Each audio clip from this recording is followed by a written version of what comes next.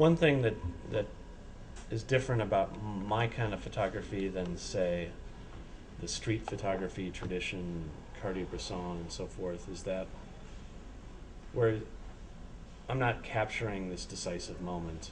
I'm actually stopping things. So I approach a person, I say stop, and photography allows me to say, okay, stop there, I'm going to stare at you for 10 minutes and look at you closely.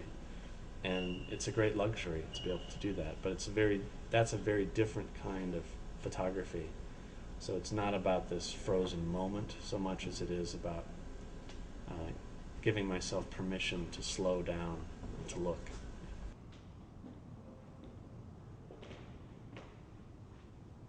The thing that I tried to achieve with pretty much all of the work in this exhibition is that I'm not a portrait photographer, I'm not a landscape photographer.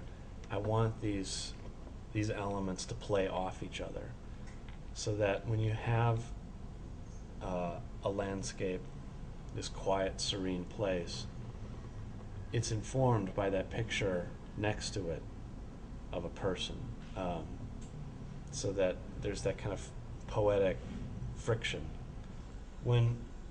Because particularly, I did this body of work, Sleeping by the Mississippi, which is produced along the length, the full length of the U.S. from north to south in the middle of the country.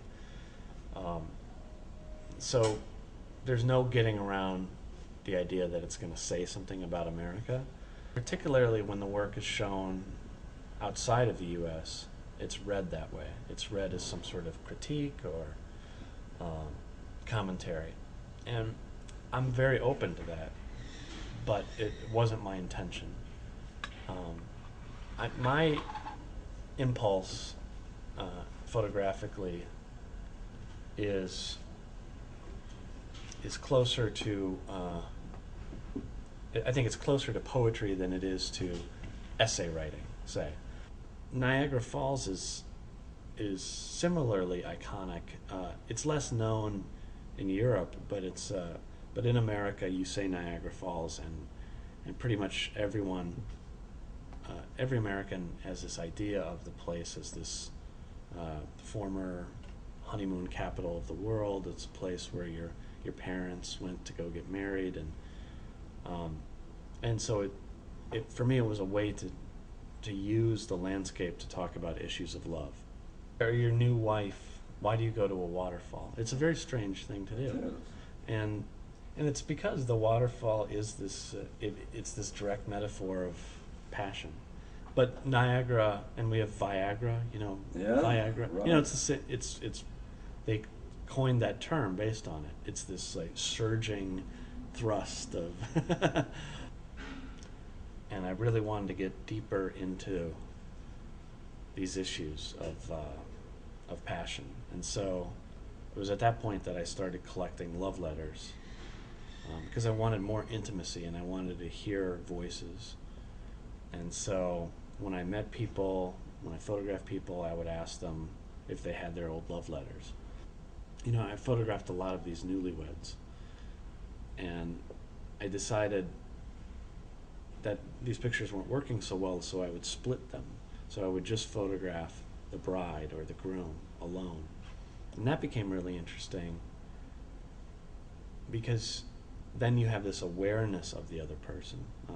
So one of my favorite pictures in Niagara is of this bride. Her name's Melissa, and she's sitting in a chair, and somehow, when you look at just her and not the picture of her with her new husband, you think about her future, her life, everything in front of her. That body of work, Dog Days Bogotá, is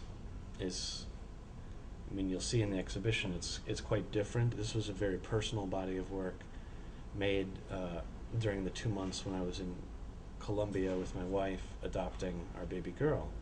But we were there for 2 months, and I had time on my hands, and I started to be interested to explore this city and to figure out where my daughter came from. So as I was photographing, I became really aware of these street children. And and thinking about my daughter and what life she might have had and so forth. But I was uncomfortable photographing these children. It felt like to photograph them I would be using them in a way. And just as there were street children, there were street dogs everywhere. And the dogs became this kind of stand-in for the children. And yes, they sort of have this mythical quality. This is the important thing about all of the work that I've produced, is that I don't pretend to be making some sort of authoritative documentary on Bogotá. One important aspect to this work for me was that it was made not that long after 9/11, maybe 1 year after, and for me it was like looking in the future, where you're living in fear all of the time, and I hate that, you know, and this thought that this is the world that my child is going to grow up in, is where we're always worried about what's around the corner, where we have to put, you know, fences up and barricades, and so all of that was on my mind, but not in a specific way. All along, I've been shooting portraits. I never think of them as one thing. They're individual little moments, little encounters with people that I decided to include in the exhibition. Portraits don't say anything about a person. You know, you get very little information, and I think it's quite true. Avedon always said it was a picture of himself. I don't so much feel like that. I feel like I get a little bit of information about that person, but it's really about how I respond to that person. And I think for the viewers too, when you walk up to this picture, you might learn something about her, but you learn about your feelings about her.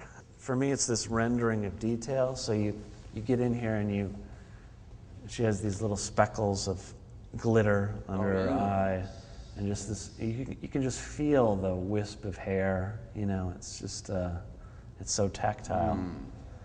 And that's the thing that I can never do in a book. You can never convey that. So that's the great joy of an exhibition like this. Of course.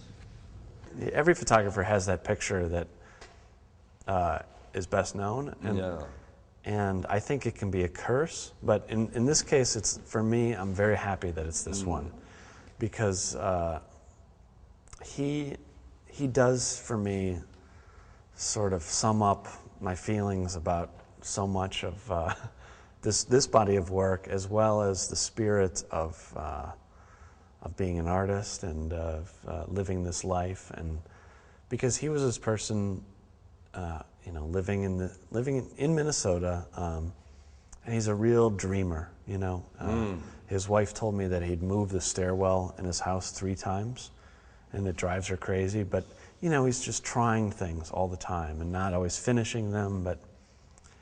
And so this is a picture that I feel like is a bit of a self